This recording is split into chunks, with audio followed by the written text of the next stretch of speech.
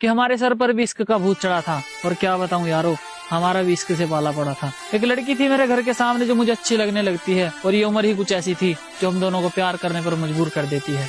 उसके साथ बिताए हुए पलों में मुझे जन्नत का एहसास होता था, और उसके घर वालों के चले जाने के बाद मैं उसकी गोद में सर रखकर चैन से सोता था। एक दिन उसके घर वालों को पता चल जाता है, वो हम दोनों को मिलते हुए देख लेते हैं, और अब उसके घर वाले उस पर पाबंदियां करनी शुरू कर देते हैं।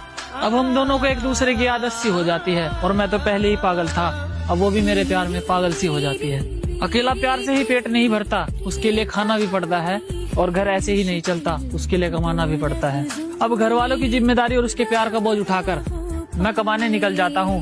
मैं जल्दी ही वापस आऊंगा, मेरा इंतजार करना, ये कहकर मैं बाहर आ जाता हूँ। उसे मेरी आदत थी तो वो मेरा इंतजार कैसे करती, और मैं उसकी मजबूरी समझता था। उसके पास तो फोन भी नहीं था, तो मुझसे बात कैसे करती। मेरा काम में मन नहीं लगता, अब मैं घर जाने की ठान लेता हूँ, और उसके पास जाकर लिपट लिपट कर रहूंगा। मैं उसके पास जाने की ठान लेता हूँ। घर आते ही छत पर चढ़ जाता हूँ, और वो मुझे नजर आती है।